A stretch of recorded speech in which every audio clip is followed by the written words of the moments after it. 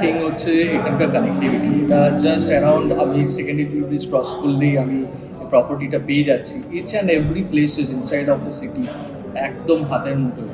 আর এই বাজেটের মধ্যে যদি আমি কলকাতার বিভিন্ন এরিয়ার সাথে কম্প্যারিজনে যাই, তো এই বাজেটের মধ্যে এই অ্যামিনিটিসের মধ্যে এবং সবথেকে বড় হচ্ছে আমাদের গঙ্গা খুব কাছে, তো গঙ্গার এরিয়ার মধ্যে এই যে প্রপার্টিটা এবং চারদিকটা খোলা, যেটা অ্যাকচুয়ালি আমাকে খুব বেশি পরিমাণে ইন্টারেস্ট করেছে।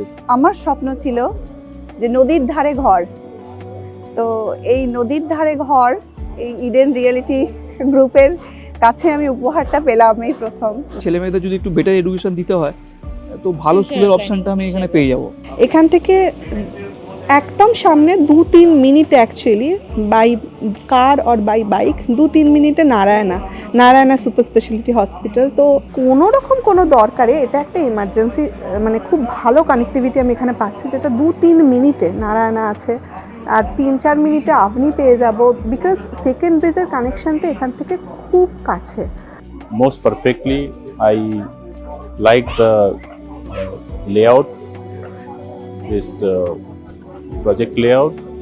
প্রাইসও মোটামুটি রিজনেবলি কম, কারণ এখানে অন্য যে সমস্ত রিয়েল এস্টেট তৈরি হয়েছে তার থেকে কিন্তু কম্পারেটিভলি অনেক লোয়ার।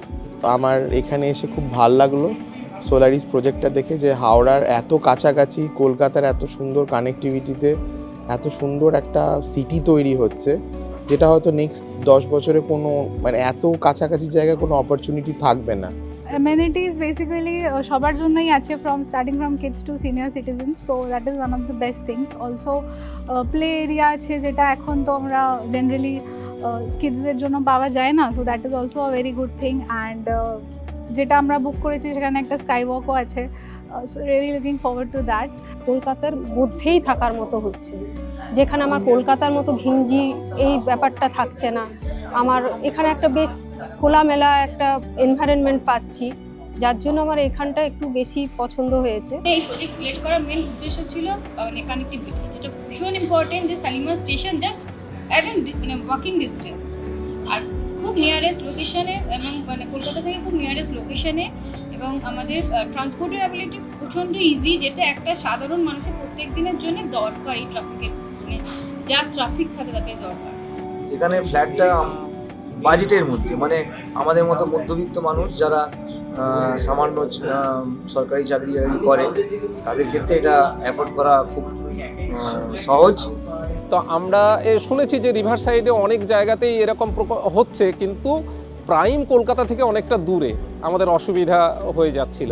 তো এটা সবগুলোকে আমরা পেয়ে যাচ্ছি কলকাতা থেকে একেবারে হার্ট অফ দ্য সিটির কাছে, আর অনেকটা জায়গা জুড়ে গঙ্গার ধারে ন্যাচারাল ওয়াটার বডি আছে, রুফটপ গার্ডেন আছে, যা একটা দেখে আমার ইচ্ছা ছিল। তো সব কিছুই এখানে পাচ্ছি দেখে এখানে খোঁজ দিতে এলাম, তারপর এখানকার দেখে পছন্দ হয়ে গেল, সেই দিকে নিচ্ছি। भाई आपका तो खुद ही एक दुनिया है इसके अंदर में, आप बाहर नहीं भी निकलो तो यहाँ पे आप आराम से घूम फिर सकते हो। पूल है, जैसे स्काई डेक वगैरह, थिएटर वगैरह सब कुछ है, तो कोई इशू वाला चीज़ नहीं है यहाँ पे। হাওড়াতে এটা I think one of the best projects I have seen till date. তো আফটার অল সব কিছু বিবেচনা করে আমার মনে হয় যেখানে আমার পক্ষে এটা খুব আইডিয়া।